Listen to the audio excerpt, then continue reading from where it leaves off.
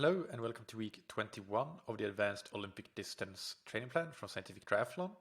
I hope you're doing well and that training last week went smoothly and you're satisfied with how it went.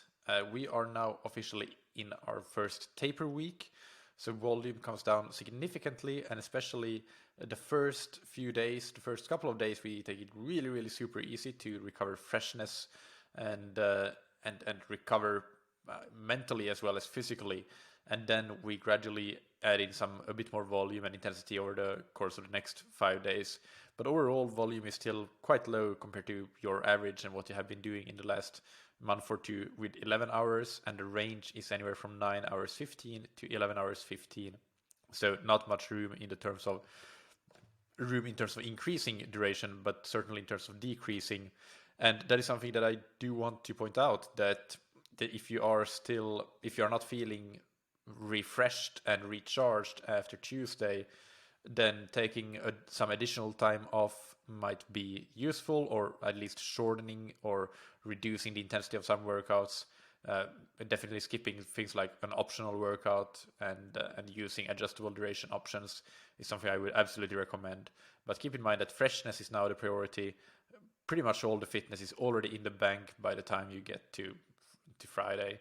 You're not going to get any fitter, but you're going to just keep reminding your body of the fitness it has, and that is helpful, but it's not the be all end all. And if you're feeling fatigued, then certainly skipping that is going to be the better option, or reducing the intensity than doing it just for the sake of doing it. Also keep in mind that with the lower volume, that's not an excuse to suddenly start taking on all sorts of new projects that add other external stressors, because then that won't help you recover. So focus that extra time on just getting more quality sleep and rest and relax at home with family, but don't start doing a lot of social activities or yard work or things of that nature, DIY. Those sorts of things will negatively impact your ability to race next week, because that's not going to allow you to recover the way you're meant to recover this week. The extra hours taken from training are meant to go to your recovering.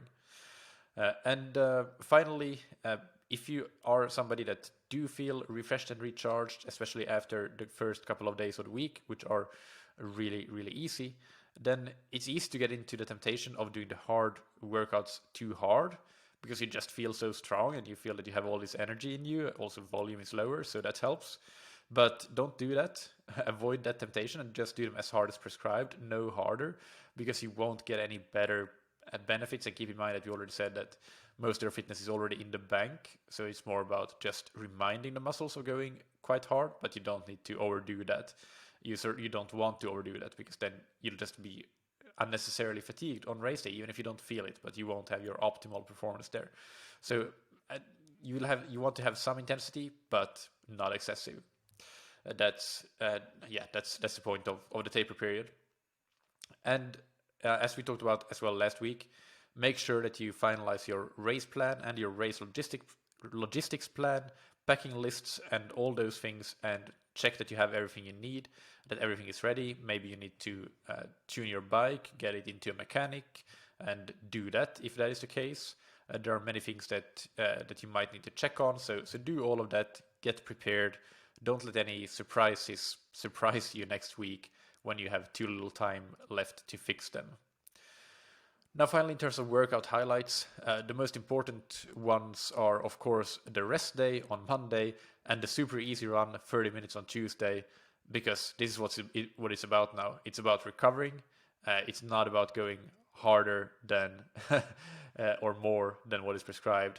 And if you get to Wednesday and you feel that you have recovered, and you are refreshed and recharged, then honestly, this week was a success almost no matter what happens with the rest of the week. That's a bit of an exaggeration. Of course, you shouldn't. You should try to, by and large, you should try to follow the plan after that as well, with some smart and sensible adjustments if needed. But really, the highlight of this week happens here in Monday and Tuesday, and we will have some more resting next week as well during race weeks. But then in terms of the intensity maintenance, as we discussed a bit earlier, we do reintroduce a little bit of speed support on the bike with the lactate shuttling intervals, so going a bit above threshold, but basically a threshold workout, but with a bit of a variable intensity. Variable intensity is what I wanted to say, just as like you've had earlier in the plan. We keep doing the race pace workout on the swim, up to 5 times 300 at race pace now. We have threshold intervals again on the run, and this one is quite hard again, 3 times 8 minutes. So not a crazy total duration of work, but with just 1 minute of recovery. That is a pretty hard workout, and that's exactly what the taper period is about. The total volume of work at intensity might come down, but it will still be challenging. Things like shorter recovery periods will see to that. And we also do an open water race pace workout on Saturday. There is, as usual, a pool option, but if you can, doing it in the open water would be the best.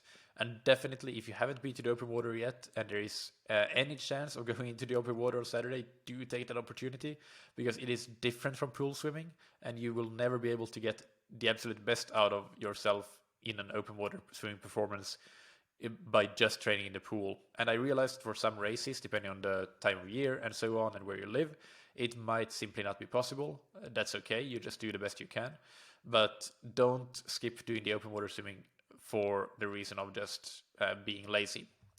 And then finally we have a little brick workout again, but this one is fairly easy with only 2 times 15 minutes at race pace, race power on the bike, and then a 30-minute brick run with just 8 minutes at race pace included in that on the run. So that's this week. Again, I want to remind you of the objective of the week. It's to get to Wednesday fresh and recharged, and if you don't, then adjust the week accordingly until you get fresh and recharged. That is the whole objective of the week. And then once you get to a point of being fresh and recharged, that's when we can start to, at that point, you can start to follow kind of the next step of this week, which is to reintroduce a bit of volume, but lower than it was before, and definitely reintroduce some intensity. That's the whole point of this week. All right, I hope that this week goes well for you. I'm really looking forward to talking to you next week in race week, but until then, good luck with this one.